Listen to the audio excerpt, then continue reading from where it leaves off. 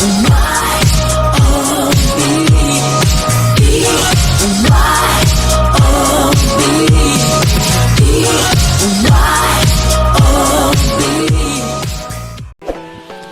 करें हमारे इस YouTube चैनल को और इस बेल आइकन को दबाएं ताकि आप हमारे स्टॉक मार्केट रिलेटेड वीडियो सबसे पहले देख सकें। नमस्कार दोस्तों, मैं विजय शर्मा स्वागत करता हूं आपका हमारे इस YouTube चैनल बेसिक टू बेमिसाल में। लास्ट टाइम हम लोगों ने डिस्कशन किया था, एक एग्जांपल दिया था, मार्केट के कुछ बेसिक पॉइंट्स बताए थे आपको जो कि महाभारत के रिलेटेड था। होप आपको वीडियोस जो है प्रेजेंटेशन जो है काफ़ी अच्छे लगे होंगे और उससे कुछ सीखने को मिला होगा। आज मैं मार्केट के कुछ बेसिक पॉइंट बताने वाला हूं और भी जैसे IPOs के बारे में, सेकेंडरी मार्केट के बारे में क्या होता है, वो सारी चीज़ मैं डिस्कशन करने वाला हूं। तो वीडियो लास्ट तक देखें। स्टॉक मार्केट पार्ट 1 की बात करें तो सबसे पहले तो स्टॉक मार्केट में आने के लिए आपको जो है एक आपके पास डीमैट एंड ट्रेडिंग अकाउंट होना ज़रूरी है। अगर आपके पास demat and trading account open है तो आप इस स्टॉक मार्केट में जो है इन्वेस्टमेंट या ट्रेडिंग कर सकते हैं। और ये डीमैट अकाउंट ओपन करने के लिए नॉर्मल डॉक्यूमेंटेशन होता है, जैसे कि पैन कार्ड हो गया, एड्रेस प्रूफ हो गया, कैंसल चेक हो गया, पासपोर्ट साइज फ़ोटो हो गया, बैंक स्टेटमेंट हो गया 6 मंथ लेटेस्ट। अगर आपको डेरिवेटिव सेगमेंट ओपन करना है तो ही बैंक स्टेटमेंट नेसेसरी है, अदरवाइज़ बैंक स्टेटमेंट की कोई ज़रूरत नहीं है। अगर आपको डीमैट अकाउंट ओपन करना है तो मैंने डिस्क्रिप्शन में लिंक दिया हुआ है। अकाउंट ओपनिंग जो है एब्सोल्युटली फ्री है। बहुत सारी कंपनियां अकाउंट ओपनिंग के चार्ज भी ले रही हैं और यहाँ पे आपको जो है अकाउंट ओपनिंग के कोई भी चार्ज नहीं है। आप इजी एक्सेस कर सकते हैं ट्रेडिंग के लिए। मोबाइल एप्लीकेशन भी काफ़ी अच्छा है। अगर आपको कुछ भी इन्फॉर्मेशन चाहिए, ज़्यादा जानकारी चाहिए तो आप मुझे व्हाट्सएप नंबर 9821639494 पे कांटेक्ट कर सकते हैं या फिर आप मुझे ईमेल भी कर सकते हैं, दैट इज़ info.basic2bemisal@gmail.com। आप यहाँ पे भी मतलब आपकी रिक्वायरमेंट्स शेयर कर सकते हैं।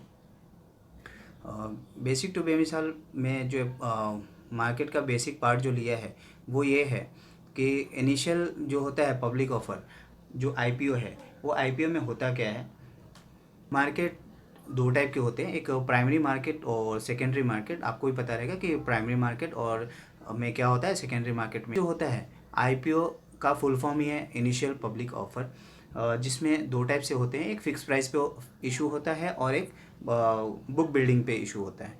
फ़िक्स प्राइस मतलब क्या होता है कि इन्वेस्टर, बैंकर और कंपनी मिलके एक स्टॉक के प्राइस को फिक्स करती है और वो उस प्राइस पे जो है आपको IPO परचेस करना पड़ता है। दूसरा होता है book building issue. Book building issue में दो टाइप के होते हैं। उसमें आपको दो लेवल दिया जाता है, एक अपर साइड का प्राइस दिया जाता है, एक लोअर साइड का प्राइस दिया जाता है। अपर साइड का जो प्राइस रहता है, मतलब जो हायर प्राइस रहता है, उसको कैप प्राइसिंग भी बोलते हैं और जो लोअर साइड का रहता है उसको हम लोग फ्लोर प्राइसिंग बोलते हैं। अब ये IPO को हम सिलेक्शन कैसे करना है उसके बारे में जानेंगे। उससे पहले हम ये जानते हैं कि आपको मतलब कंपनियां जो है IPO क्यों निकालती है।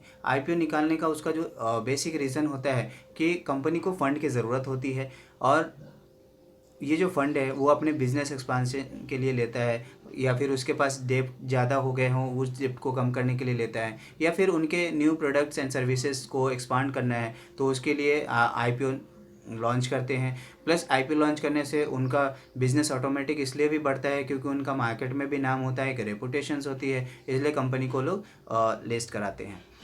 अभी इसको हम कैसे परचेस कर पाते हैं, ये जो है जैसे शेयर मार्केट में जब आता है, यानी सेकेंडरी मार्केट में जब आता है तो आप 1 2 3 वॉटेवर डिपेंड करता है, आप कोई भी क्वांटिटी में आप ले सकते हो।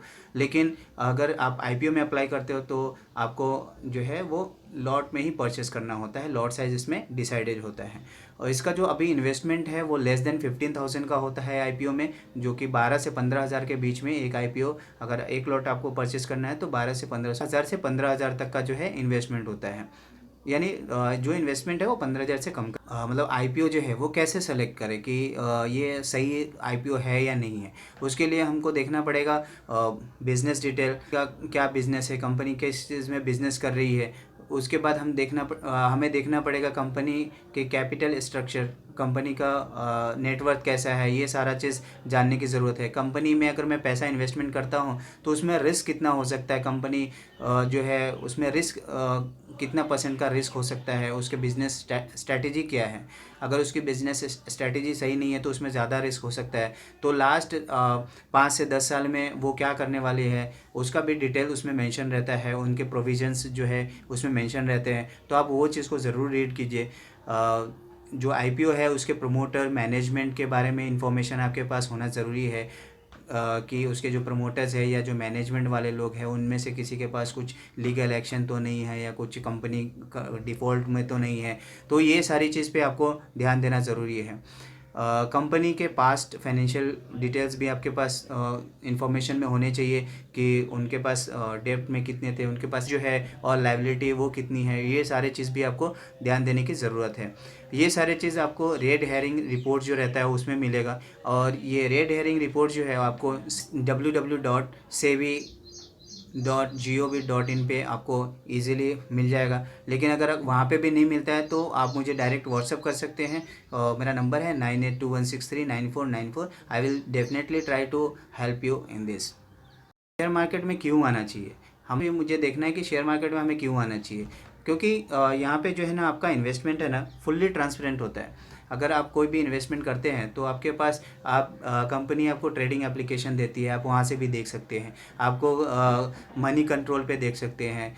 रजिस्टर्ड जो साइट है जैसे अपना एनएसई हो गया, बीएसई हो गया, वो साइट पे भी आप जाके अपने शेयर्स के रेट्स वगैरह देख सकते हैं कि आपने जो परचेस किया था उसके आज रेट क्या चल रहे हैं। और कंपनी भी एप्लीकेशन देती है जहाँ से आप इजीली एक्सेस कर सकते हैं।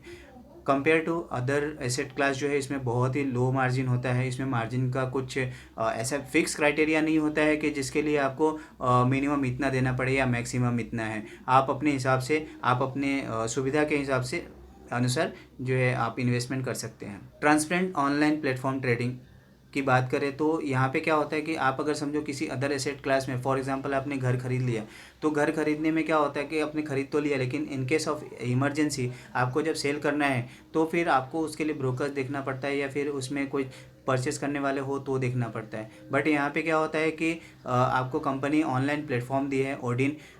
वेब वर्जन भी होता है प्लस मोबाइल एप्लीकेशन भी है जहाँ पे इजीली बायर सेलर्स होते हैं, जहाँ पे आप आसानी से अपने शेयर्स को ख़रीद बेच सकते हैं आप।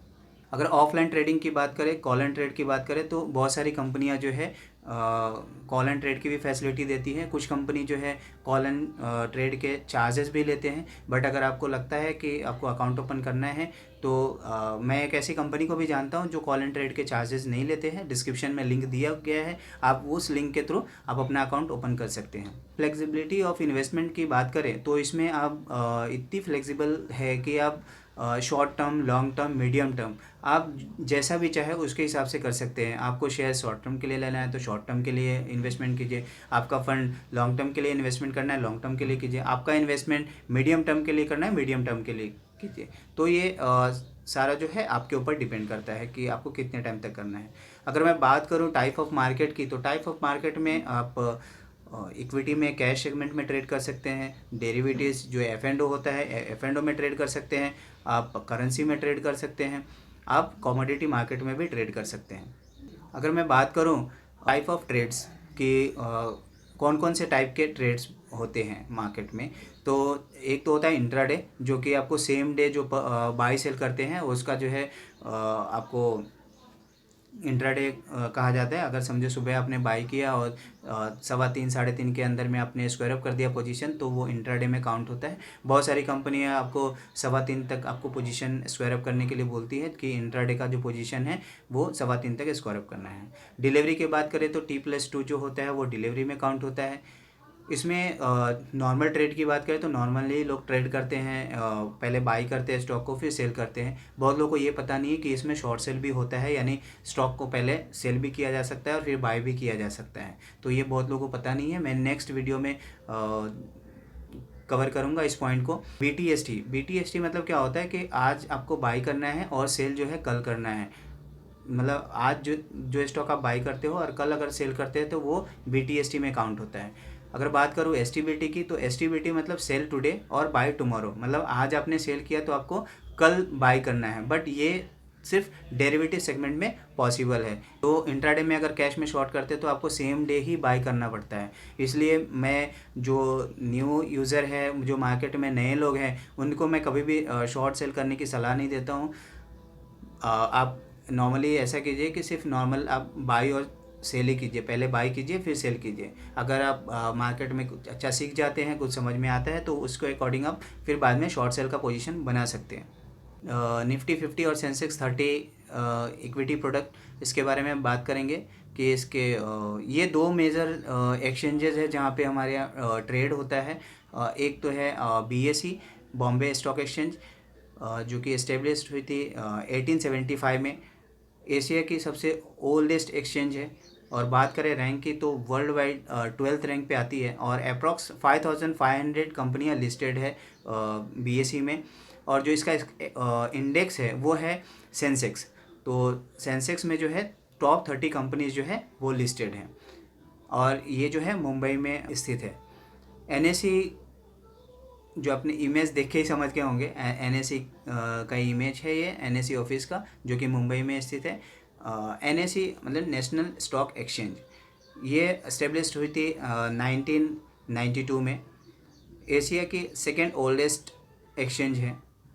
अगर बात करें रैंक में तो वर्ल्ड वाइड जो है 10th लार्जेस्ट एक्सचेंज है। अप्रॉक्स 1600 कंपनियां लिस्टेड है NSE में। और इसके जो इंडेक्स है वो इंडेक्स है निफ्टी, और निफ्टी में टॉप 50 कंपनी जो है वो लिस्टेड है। अगर हम बात करें, अगर डिपॉजिटरी की बात करें तो देयर आर 2 डिपॉजिटरी, एक होता है एक NSDL और दूसरा है CDSL। NSDL का फुल फॉर्म आता है national securities depository limited. CDSL का आता है सेंट्रल डिपॉजिटरी सर्विस लिमिटेड।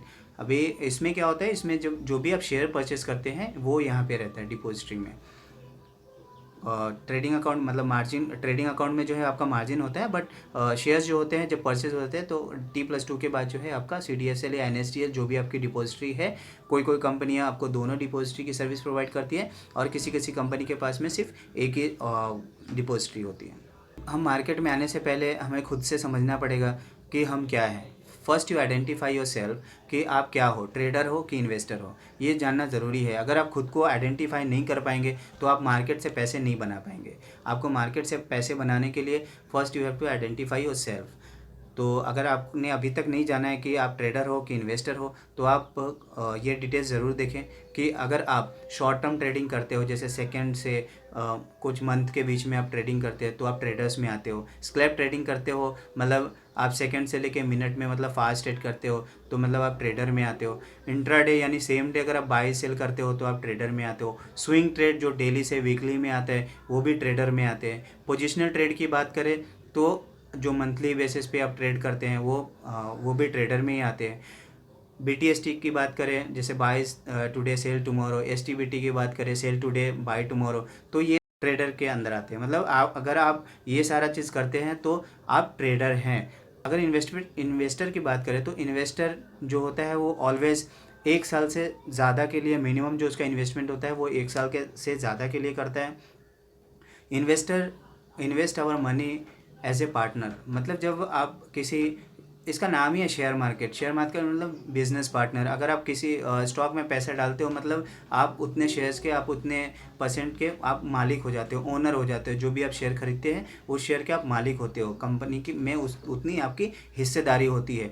तो आपको वैसे स्टॉक सिलेक्शन करने हैं जिसमें फंडामेंटली स्ट्रांग हो। और इन्वेस्टर जो है ऑलवेज फंडामेंटल पे बिलीव करते हैं और ट्रेडर जो है ऑलवेज टेक्निकल पे बिलीव करते हैं, क्योंकि टेक्निकल में आपको फास्ट मूव आता है और फंडामेंटल जो है आपको काफ़ी अच्छे रिसर्च रिपोर्ट के बाद में जो है आपको फंडामेंटल रिपोर्ट शो होते हैं। Investor invest our money as a partner, जो कि मैंने एक्सप्लेन किया कि आपको एज ए बिजनेस पार्टनर के हिसाब से करना है कि आप पैसा जहाँ पे डाल रहे हो क्या वो सही कंपनी है, उसका ग्रोथ कैसा है, वो सब देख के आपको करना पड़ेगा। In the company investor think always a business mind, मतलब आप जब किसी कंपनी में इन्वेस्टमेंट करते हो तो आपको इस माइंड से करना है, माइंड सेटअप से कि भाई मैंने जो पैसा डाला है वो एज ए इन्वेस्टर है और ये कंपनी आज न कल ऊपर जाने वाली है, काफ़ी अच्छी कंपनी है, फंडामेंटली स्ट्रांग है। तो ये सारा चीज़ देखने के बाद जो है आपको इन्वेस्टमेंट करना चाहिए, ना कि मार्केट के थोड़े से उतार चढ़ाव में फिर आप निकल जाओ उसमें से। लाइफ में उतार चढ़ाव आते हैं, इसके लिए मैंने एक इससे पहले जो वीडियो बनाई है उसमें मैंने एग्जांपल भी लिए थे, तो आपको चाहिए तो आप वो वीडियो भी देख सकते हैं, तो आपको इसमें बहुत फ़ायदा हो सकता है। और इन्वेस्टर में भी दो टाइप के होते हैं, एक वैल्यू इन्वेस्टर और एक ग्रोथ इन्वेस्टर, तो आपको वो भी फाइंड आउट करना है कि आप वैल्यू इन्वेस्टर हो, ग्रोथ इन्वेस्टर हो। Thank you so much for watching our video and आप लोगों से रिक्वेस्ट करूँगा ज़्यादा से ज़्यादा लोगों में शेयर करें, जो जो लोग अभी तक सब्सक्राइब नहीं किए सब्सक्राइब करें हमारे इस चैनल को, लाइक करें, शेयर करें, कमेंट ज़रूर करें कि आपको कैसा लगा वीडियो और आपको नेक्स्ट वीडियो किस टाइप के चाहिए, तो आई विल डेफिनेटली ट्राई, क्योंकि मैं वीकली वीडियो बनाता हूँ, तो कोशिश करूँगा कि आपको नेक्स्ट वीक में जो है आपके वीडियोज़ को, आपके इन्फॉर्मेशन को सारे लोगों तक पहुँचा पाऊँ। Thank you.